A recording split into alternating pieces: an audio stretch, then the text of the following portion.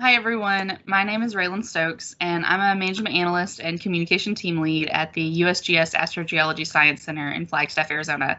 Today, I'm joined by my colleague, Dr. Ken Herkenhoff. Hi, Raylan. I'm Ken. So, Ken is a planetary scientist at the Astrogeology Science Center in Flagstaff, Arizona. He has been involved with every NASA rover mission ever sent to Mars, beginning with Mars Pathfinder in 1997. He was the science lead for the microscopic imagers on the Mars exploration rovers Spirit and Opportunity. He's on the ChemCam, MassCam, Molly, and Marty instrument teams for the Curiosity rover currently exploring Gale Crater.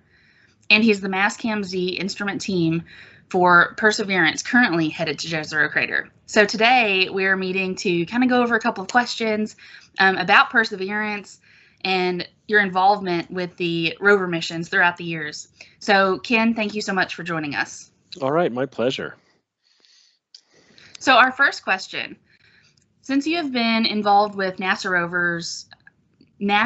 rover missions sent to Mars over the years, what sets the Mars 2020 mission apart? And what are you most excited about?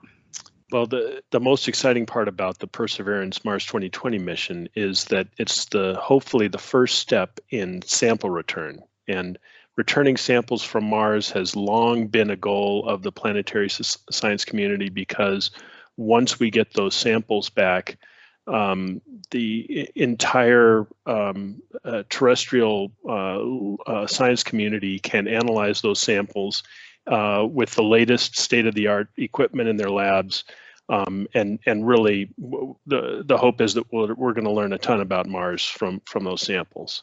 So it's really exciting to be able to join the team that is going to be involved in selecting those samples and eventually, hopefully, bringing them home. Awesome. Yeah, that is really exciting. So we know that the USGS mapping group here at Astro has helped to produce the map on board the Mars 2020 spacecraft, and that will help Perseverance to land safely at Jezero Crater. Can you explain to us how that works and how targeted landing has improved over the course of these missions?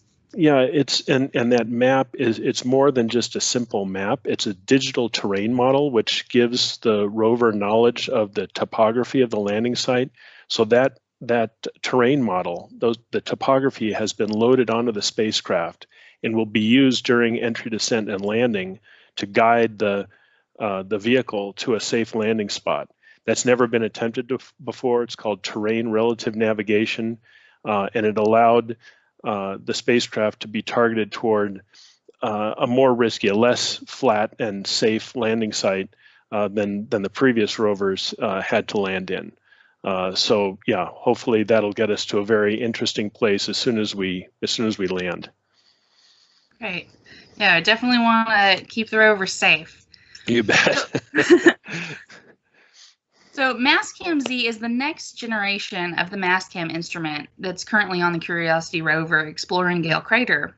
What is different about MassCam Z and what's its purpose? The Z in MassCam Z stands for zoom, and that's what's new about these cameras. Both they're stereo cameras, multispectral. They have many filters to get different kinds of color data, and they have a zoom capability. So both of these cameras can zoom like a commercial zoom camera, zoom lens, and take pictures at a wide variety of resolution and fields of view, so that we can really optimize the imaging acquisition once we get on the surface. Cool. Okay. Thank you for that explanation. Sure. So as you learn more and more about Mars over the years, what discoveries from these robotic missions have most surprised or intrigued you? All of these missions have found, well, maybe not going back to Mars Pathfinder, but all of the rover missions since have found evidence for liquid water in the past on Mars. And in fact, some of the evidence points towards what look like habitable environments. In fact, Spirit found evidence for ancient hot springs in Gusev Crater. Hot springs on Earth are places where life thrives. So if there were hot springs on Mars, it's quite possible that life on Mars could have survived in those environments, and that's really exciting. That is very exciting. Thank you for sharing that. So when Perseverance lands, you're going to be supporting 2 rovers on Mars. That seems like a good problem to have, but how are you going to manage that? It is a good problem to have indeed, and we've been through this before. I'm happy to say both the Spirit and Opportunity rovers were successful and were overlapping at the same time. It reminds me back in 2004, after Opportunity landed, I tried to cover both rovers at the same time and quickly realized that that was impossible. They were 12 hours apart, and I just wasn't getting any sleep. So yeah, it's a problem to try to do both at the same time. What I have found is that if you take a day off in between, you can go back and forth between these rovers without too much problem.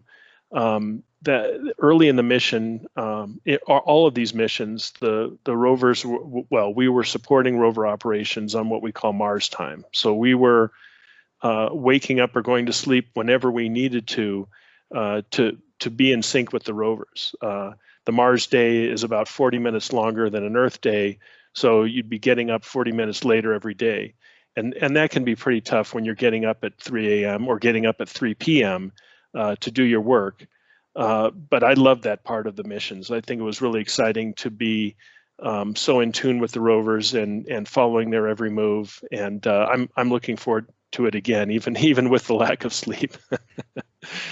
Gotcha. So we'll see you running on Mars time around the office. That's right. Yeah. Well, hopefully we'll be in the office by then. Yeah, that would be great. Yeah.